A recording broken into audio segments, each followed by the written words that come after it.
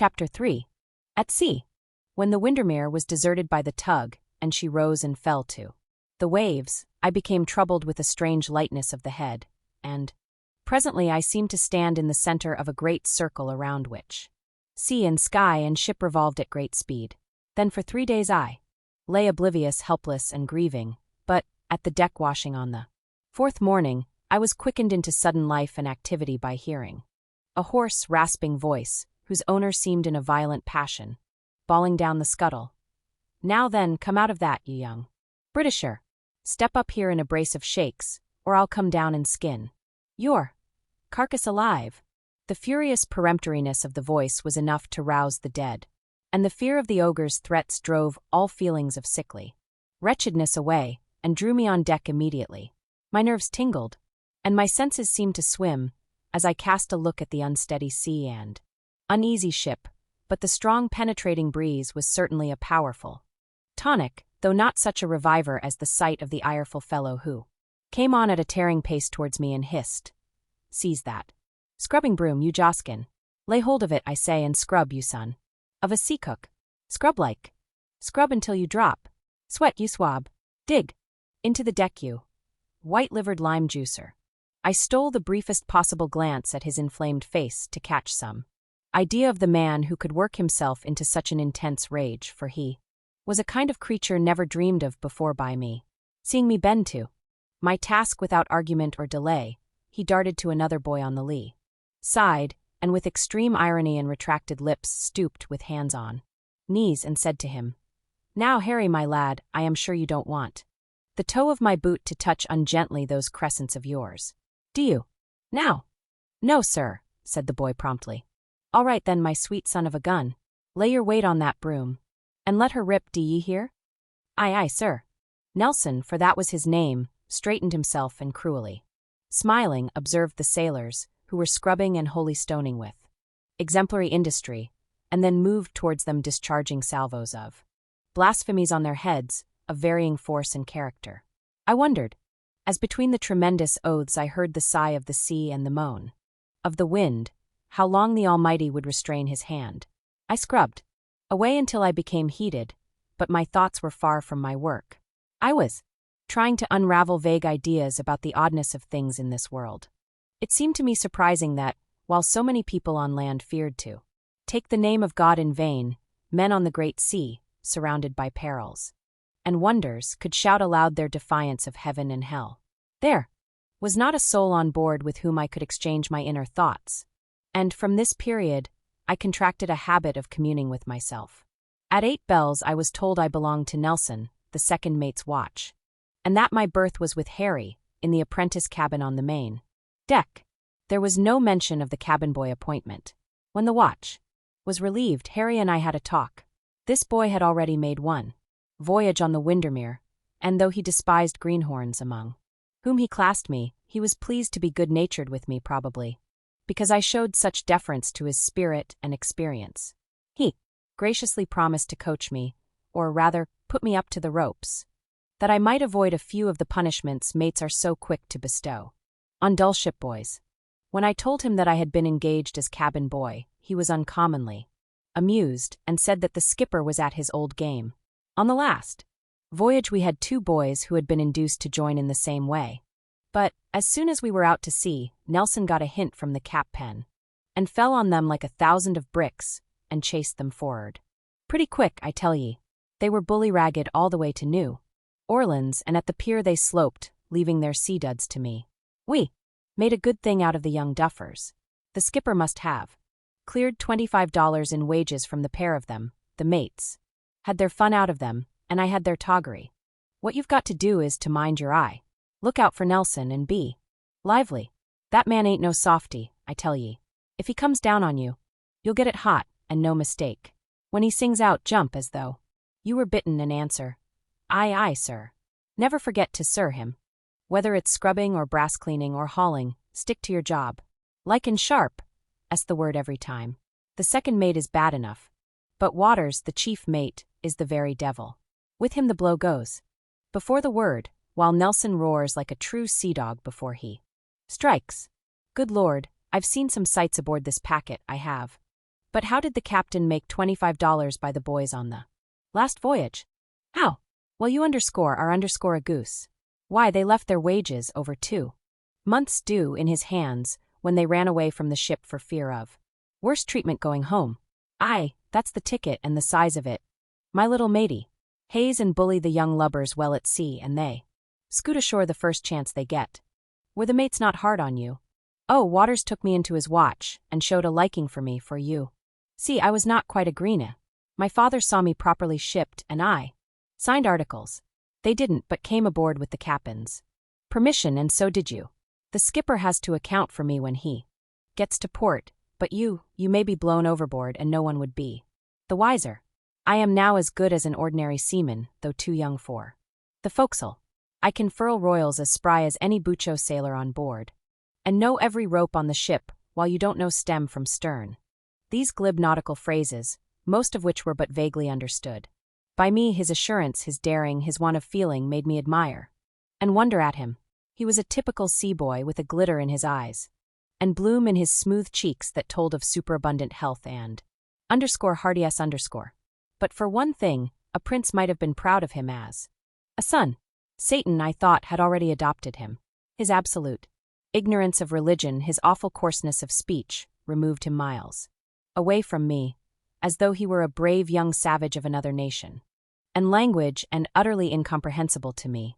He was not to be imitated in any way, and yet he obtained my admiration because he had been to America, had manfully endured the tortures of sea life, and bore himself indomitably.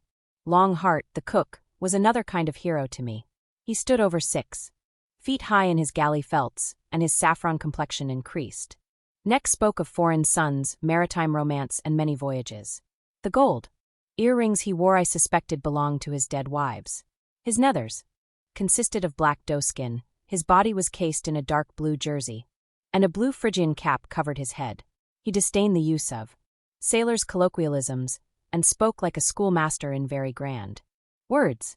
My rustic innocence appeared to have an attraction for him. On the second evening after my recovery, he offered the freedom of his galley to me, and when I brought the apprentice kids, he was generous in his helpings of soft tack, scouse, and duff. During the dog watches, he spun long yarns about his experiences in deep-sea ships and voyages to Callao, California, west coast of Africa, and elsewhere, many of which were horrible on account of the cruelty practiced on sailors. I heard of poor sailors hoisted up to the yardarm and ducked by the run in the sea until they were nearly drowned, of men being keel-hauled, tied stark naked to the windlass, and subjected to the most horrible indignities, put over the ship's side to scrub the ship's coppers in the roasting hot sun, and much else which made me thankful that the captains of the day were not so cruel as those 20 years back. His condescension to a young lubber like myself, and his generosity won from me such deference and civility that he assumed a kind of protectorship over me, and assisted in the enlightenment of my understanding about many things. The crew consisted mainly of Anglo-Irish, Dutchmen, 1 or 2 English, and as many Yankees. They were undisciplined spirits who found the wild sea life congenial to their half-savage natures, and had formed the odd notion that to be sailors was to be of nobler stuff than shoremen, and accordingly swaggered magnificently whenever they could do it safely. For some reason they had conceived their nobility to lie in the fact that they had voluntarily adopted a more perilous profession than any practiced by landsmen. They were adored by the girls in port, and enjoyed the privilege of gloriously swearing whenever they chose, and the pleasure of this conceit gave them happiness. Shoremen seldom swore, except the dockmen, who aped sailors' manners and gait. They went to church, feared the constables, seldom got drunk or went on a spree, sported gloves, and seemed afraid of work. When they catch these shore lubbers at sea, the sailors' contempt for them is very manifest. They are delighted when they are seasick, oaths and blows are freely dealt to them, they take pleasure in provoking their aversion to slush and tar, and secretly enjoy their cruel treatment by the mates. As they made me feel my inferiority to Harry, I have since witnessed many another treated in the same way. Poor brutes! Considering the slave life they lead, it would be a pity to deprive them of this miserable consolation. The discipline of the Windermere was well begun by the time I regained health. It was the pride of the officers that, though the Windermere was not a blackball packet, she was big and smart enough to be one, and they were resolved that the customs of the blackballer should prevail on board, and that the discipline should be of the same quality. Whether it came up to the regulation standard I do not know, but just as Francis flogged, beat, and pummeled the infants under his charge, so the ruffian mates stormed, swore, and struck or booted the full-grown wretches on board the Windermere. The captain was too high and mighty to interfere, or he may have issued his orders to that purpose, and was satisfied with the zealous service of his mates. At any rate, I scarcely heard his voice except during gales of wind, and then it was stern and strident. Strange to say, the majority of the sailors preferred the American ships, with all their brutality, to the English with their daily doses of lime juice, Harry Longheart, and the forecastle arguments which we had perforce to hear, as our den adjoined that of the sailors, sufficiently informed me of the fact that the soft-tack, plum-duff, good mess of beef of the Yankees were preferred to the weevily biscuit, horse beef, and gill of lime juice of the British. "Give me," said a forecastle orator, "a Yankee ship and not a lousy lime juicer. Even on the worst Yankee ship afloat no bucho sailor need fear the mates. If a man knows his duty and won't shirk, he is safe against the devil himself, I say. Watch Bully Waters himself. He never drops on a real shellback, but on some infernal landlubber who is shipped as an A.B. when he is not fit to carry guts to a bear. It is the loutish Dutchmen and Swedes who have spoiled these packet ships. You can't expect mates, in a squall of wind that may whip the masts off, to stand still until their orders enter the stupid head of a Dutchman who doesn't know a word of English. Well, what must they do? The ship is their first duty, and they fly at the Dutchman, and if the Dutchman don't understand that he must skip, he must stand and be skinned. There's my sentiments. I heard such defense scores of times, which proves that the worst side has something to say for itself. It may have been the shellback's boast or Harry's criticism which induced me, when on deck, to observe more closely that professional superiority which made the bucho sailor so fearless. It seemed to me that though the old hands knew their work well, they took precious care to do as little as possible, and had anyone asked me after I had got safely ashore what I thought of them, I should have said that they did more dusting round than real work. It is true the old salts were loudest in their responses to the mates' commands, that they led the Bolan song and the halyard chant, were cheerier with their eyes, belays, vast hauling, and chorus, that they strove whose hands should be uppermost at the halyards and nearest to the tackles. But all this did not impress me so much as they might think it did. When the officers thundered out, "All hands shorten sail, furl topgallant sails or reef topsail," the shellbacks appeared to delay under various shifty pretexts to climb up the rigging, in order that being last they might occupy the safe position at the bunt of the sails, and when it was only a four-man job, the way in which they noisily passed the word along, without offering to move, was most artful. At serving, splicing, and steering, the skill of the old hands counted greatly, no doubt, but in work aloft they were nowhere compared to those Dutchmen and Norwegians they so much derided. They were in fact strategists in the arts of shirking. Sometimes the sodgering, as it was called, was a little too conspicuous, and then Bully Waters, with awful energy and frantic malice, drew blood from old salt and Joskin indiscriminately with iron belaying pins, and kicked and pounded until I sickened at the sound of the deadly thuds and the faces streaming with blood. But I was compelled to admit that for some days after there would be a more spontaneous briskness to obey orders, and old and young regarded the fiery mate from the corners of their eyes. 5 days from Liverpool there suddenly appeared on deck 3 stowaways, 2 Irish boys of about 14 and 15, and an Irishman, ragged, haggard, and spiritless from hunger, sickness, and confinement. Of course they had to undergo the ordeal of inspection by the stern captain, who contemptuously dismissed them as though they were too vile to look at, but Nelson chivied the 3 unfortunates from the poop to the bow to warm their cockles, as he phrased it. The cries of the youngest boy were shrillest and loudest, but, when he afterwards emerged to beg food, we guessed by his roguish smile that he had been least hurt. Harry expressed his opinion that he was a Liverpool rat, who would certainly end his days in the States prison. Curiously enough, the presence of these two young stowaways acted as a buffer between me and a considerable amount of inglorious mauling which Nelson, for practice sake, would have inflicted on my Royal Bengal British person, as with playful devilry he admitted. But the rogues did not appear to be very sensitive about the indignity to which they were subjected. The younger Paddy disturbed the ship with shrill screams. If Nelson but raised his hand, and thus his rat's wit saved him often. O'Flynn, the eldest boy, would run and dodge his tormentor, until Nelson, who seemed to love the fun of licking them through cunning, caught them, and then the cries of the innocents would be heart-rending.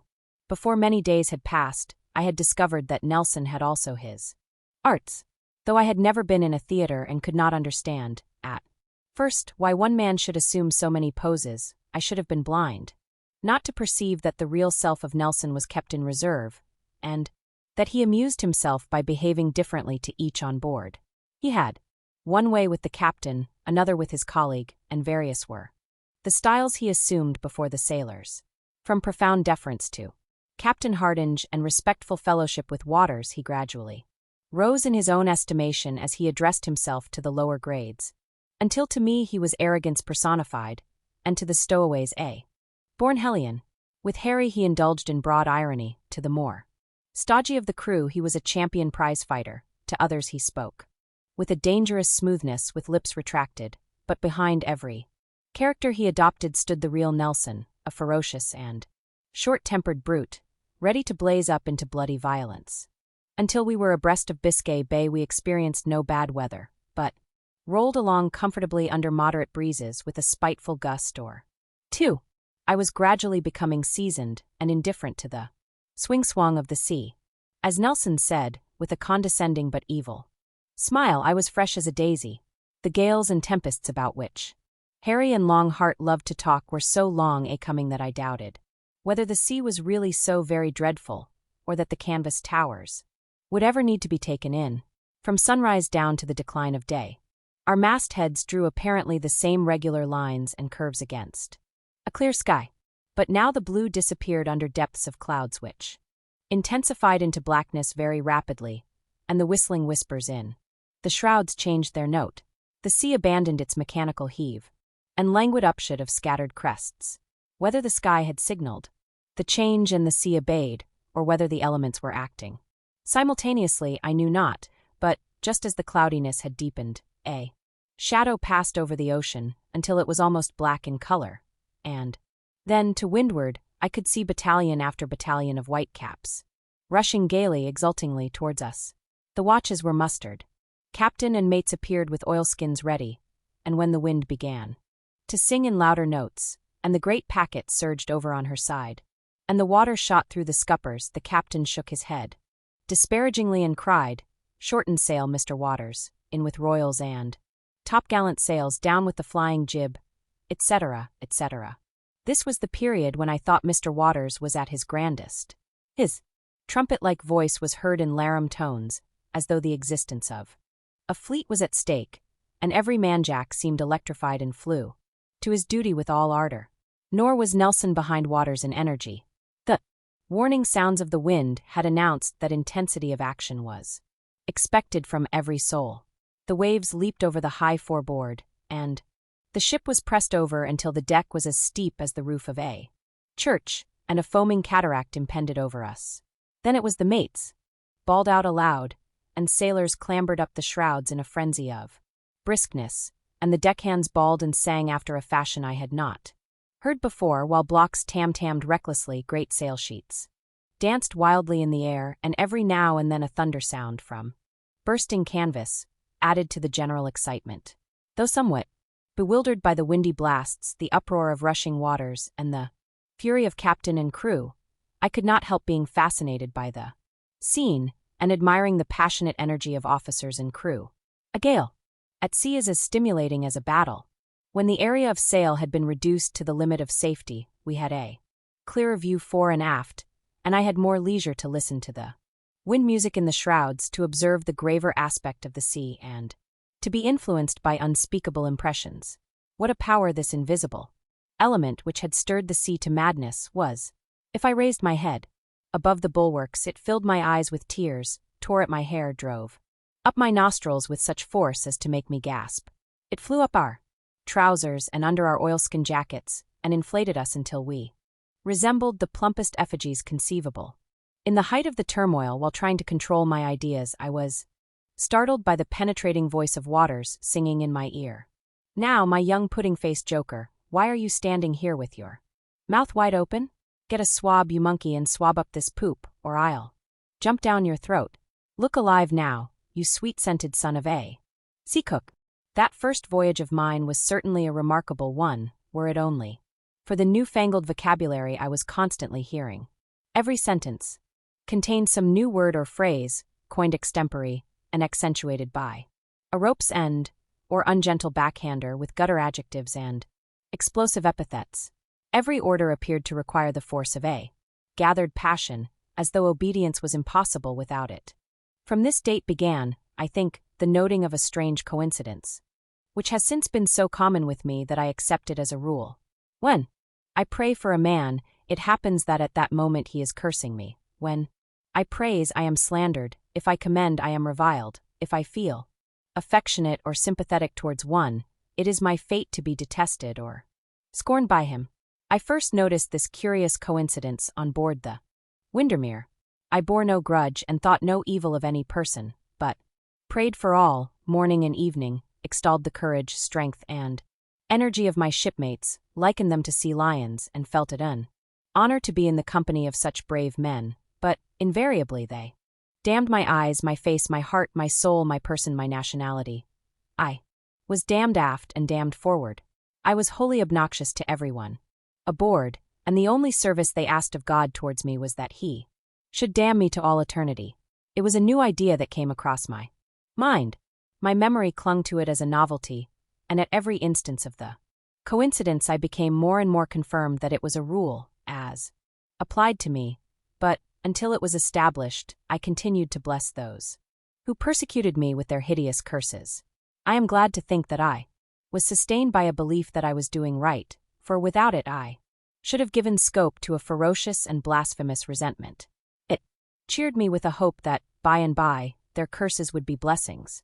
And, in the meantime, my mind was becoming as impervious to such troubles as a swan's back to a shower of rain. Harry, on the contrary, made a distinction. He allowed no one to curse him except the officers. When a sailor ventured to swear at him, he returned the swearing with interest, and clenched his fist ready for the violent sequel. He had long ago overcome the young boy's squeamishness. At an oath, if anything, he was rather prone to take the boy's advantage over a man, and dare him to prove himself a coward by striking one younger and weaker. It is a cunning method of fence which I have since found is frequently practiced by those who, without loss of manliness, can resort to screaming. When I confided to him that the crew of the Windermere were a very wicked set, he said the Windermere was heaven compared to a blackball packet ship. I believe that he would have liked to see more belaying pins and marline spikes thrown at the men by the mates, more knuckle-dusting and slingshot violence. According to him, brutal sailors should be commanded by brutal mates. Lime juicers were too soft altogether for his kidney. From the day we reached the region of the trades, we enjoyed blue skies and dry decks, speeding along under square yards with studding sails, below and aloft. Our work, however, was not a whit easier. The mates hated to see idleness, and found endless jobs of scrubbing paint work, brass cleaning, painting, oiling, slushing, and tarring, not to mention sennet making and serving shrouds and stays. Sundays, however, weather permitting, were restful. The sailors occupied themselves with overhauling their kits, shaving, hair-cutting, and clothes-mending. In the afternoon, after gorging themselves on duff, they were more given to smoke, and to spinning such sanguinary yarns of sea life that I wondered they could find pleasure in following such a gory profession.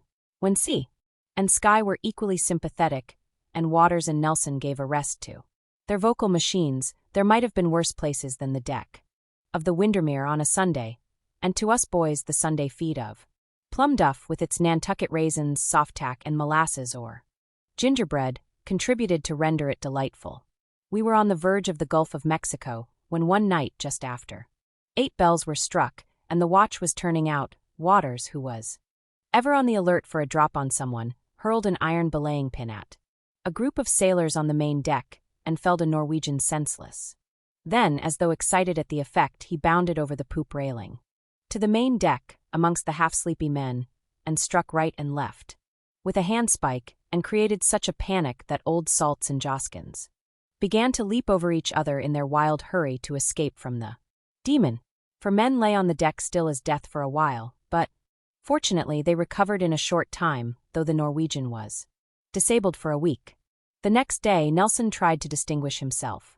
While washing decks, he caught the youngest Paddy fairly, and availed himself of the opportunity to avenge former failures so effectually that the boy had not a joke left in him. His fellow stowaway was next made to regret ever having chosen the Windermere to escape from the miseries inseparable from Liverpool poverty. Before many minutes Nelson was dancing about me, and wounding me in many a vulnerable point, and then, aspiring for bigger game, he affected to feel outraged at the conduct of the man at the wheel, and proceeded to relieve himself by clouting and kicking the poor fellow, until the bright day must have appeared like a starry sky to him, laboring under the notion that Liverpool sailors needed the most ferocious discipline. Our two mates seldom omitted a chance to prove to them that they were resolved to follow every detail of the code, and to promote their efficiency, but, when about 4 days from the mouth of the Mississippi, they suddenly abstained from physical violence, and, except by intermittent fits of mild swearing and mordant sarcasm, they discontinued all efforts at the improvement of the men. The day before we arrived at the Baileys, the mates astonished me by their extravagant praise of those they had so cruelly mauled and beaten. They called them jolly tars, Yankee boys, a very high compliment, ocean heroes, etc., etc. Bully Waters exhibited his brilliantly white teeth in broad smiles, and Nelson gushed, and was jovially ebullient. I heard one sailor remark upon this sudden change of demeanor in them, that the mates knew when to bout face and sing a new tune, and that old hands could tell how near they were to the levee by the way Yankee mates behaved, and that there was no place so unwholesome for bullies as the New Orleans levee. Another sailor was of the opinion that the mates were more afraid of being hauled up before the court. He had often seen there, like hellions at sea and sweet as molasses near port. On the 52nd day from Liverpool, the Windermere anchored off one of the 4 mouths of the Mississippi River, in 27 feet of water. The shore is called the Baileys.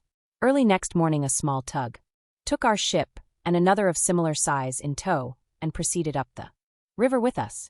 We were kept very busy preparing the vessel for port, but I had abundant opportunities to note the strange shores, and the appearance of the greatest of American rivers. After several hours steaming, we passed English Turn, which Harry described as the place where the English were licked by the Americans on the 8th of January, 1815, a story that was then incredible to me. After an ascent of about 100 miles up the river, we came in view of the chief port of the Mississippi Valley, and in due time our vessel became one of 3, lying at a pierhead, pointing up among a seemingly countless number of ships and river steamers ranged below and above our berth. The boarding-house touts poured aboard and took possession of the sailors, and before many minutes Harry and I alone remained of the crew that had brought the big Windermere across the sea to New Orleans. Though about 35 years have elapsed since I first stood upon the levee of the Crescent City, scarcely one of all my tumultuous sensations of pleasure, wonder, and curiosity has been forgotten by me. The levee sloped down with a noble breadth to the river, and stretched for miles up and down in front of the city, and was crowded with the cargoes of the hundreds of vessels which lay broadside to it. In some places the freights lay in mountainous heaps, but the barrels and hogsheads and cotton bales covered immense spaces, though arranged in precise order. And with the multitudes of men, white, red, black, yellow, horses, mules, and drays and wagons, the effect of such a scene with its fierce activity and new atmosphere, upon a raw boy from street Asaph, may be better imagined than described. During my 52 days of ship life there had filtered into my mind curious ideas respecting the new land of America and the character of the people. In a large measure they were more complimentary than otherwise, but the levee of New Orleans carried with its name a reputation for slingshots, doctored liquor, Shanghai and wharf ratting, which made it a dubious place for me. When Harry directed my attention to the numerous liquor saloons fronting the riverside, all the scandalous stories I had heard of knifing, fighting, and manslaughter recurred at once to my mind and made me very shy of these haunts of villainy and devilry, as he could not forego the pleasure of introducing me to a city which he had constantly praised. He insisted that I should accompany him for a walk that first night up Chapatula's street and to some diggings where he had acquaintances. I accepted his invitation without any misgiving or any other thought than of satisfying a natural curiosity. I think it is one of the most vivid recollections I possess. The details of my first impressions and an analysis of my thoughts would fill many pages. Of the thousands of British boys who have landed in this city, I fancy none was so utterly unsophisticated as myself for reasons which have already been related. Directly the sun was set we were relieved from duty and were allowed liberty to go ashore. We flew over the planking laid across the ships, light as young fawns, and when I felt the shore under my feet I had to relieve myself by an ecstatic whirl or two about Harry crying out, "At last! At last! New Orleans! It is too good to be true." I was nearly overwhelmed with blissful feeling that rises from emancipation. I was free. And I was happy, yes, actually happy, for I was free at last. The boy was free. We raced across the levee, for joy begets activity, and activity is infectious. What was a vivid joy to me was the delight of gratified pride to Harry. "I told you," he said, beaming, "what New Orleans was. Is it not grand?" But grand did not convey its character as it appeared to my fresh young eyes. Some other word was wanted to express the whole of what I felt. The soft, balmy air with its strange scents of fermenting molasses, semi-baked sugar, green coffee, pitch, Stockholm tar, brine of mess beef, rum, and whiskey drippings contributed a great deal towards imparting the charm of romance to everything I saw. The people I passed appeared to me to be nobler than any I had seen. They had a swing of the body wholly un-English, and their facial expressions differed from those I had been accustomed to. I strove hard to give a name to what was so unusual. Now, of course, I know that it was the sense of equality and independence that made each face so different from what I had seen in Liverpool.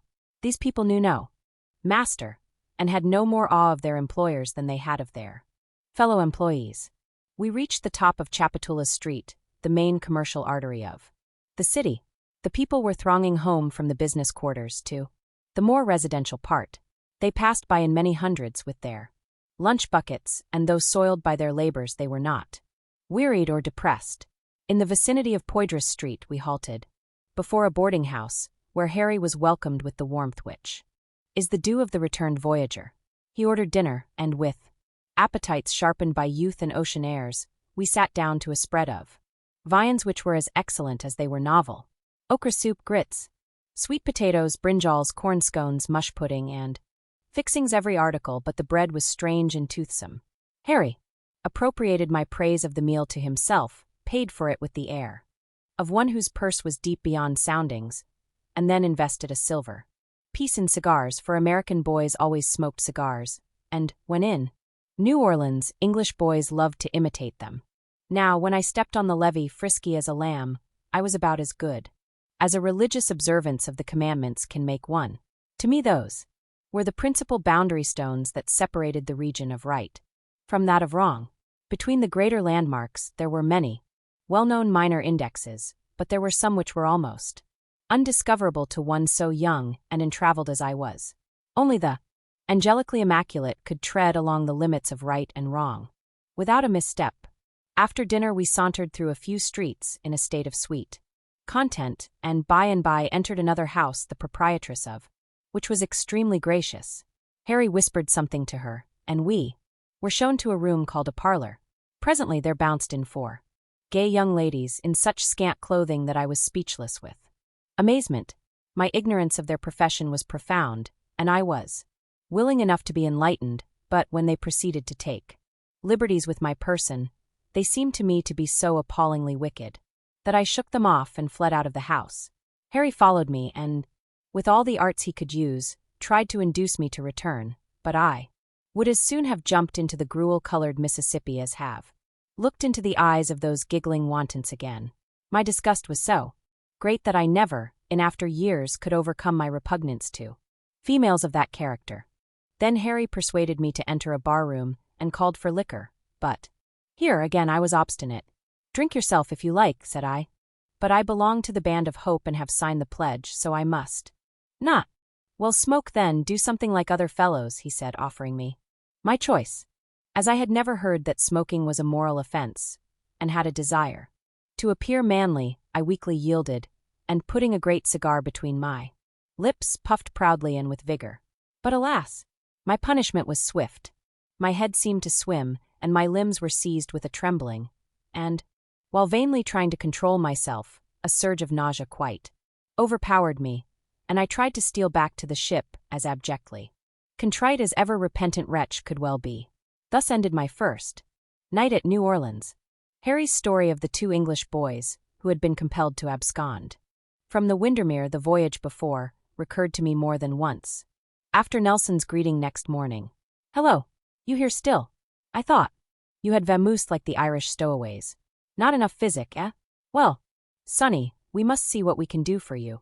I was put to cleaning brasswork, a mechanical occupation that breeds thought. If attracted by a lively levee scene, I lifted my eyes, one or other of the mates bawled out, "Now, you scalawag, or you little sweep. What in are you doing? Get on with that work, you putty-faced son of a," and so on. Ever some roaring blasphemy, some hideous epithet, with a kick or a clout, until, on the 5th day, conviction stole upon every sense that it was to a set purpose, and my small remnant of self-respect kindled into a revolt.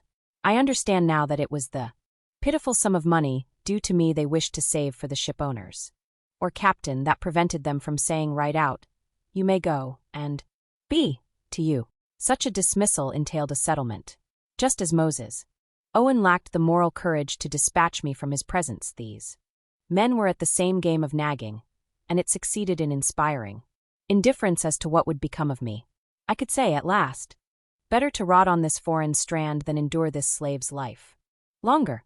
That evening I declined to go ashore with Harry, and sat pondering in the loneliness of my cabin, and prayer, somewhat fallen into disuse of late, was remembered, and I rose from my knees primed for the venture. Habit of association, as usual with me, had knit some bonds of attachment between me and the ship. She connected me with England. By her I came, and by her I could return. Now that was impossible. I must follow the stowaways and leave the floating hell forever. I lit the swinging pewter lamp, emptied my sea bag on the floor, and out of its contents picked my best shore clothes and the bishop's Bible. I dressed myself with care, and blowing out the lamp lay down. By and by, Harry reeled in, half stupefied with his excesses, rolled into his bunk above me, and when he was unconscious, I rose and glided out. 5 minutes later, I was hurrying rapidly along the riverside of the levee, and when about half a mile from the ship, I plunged into the shadows caused by a pile of cotton bales and lay down to await daybreak.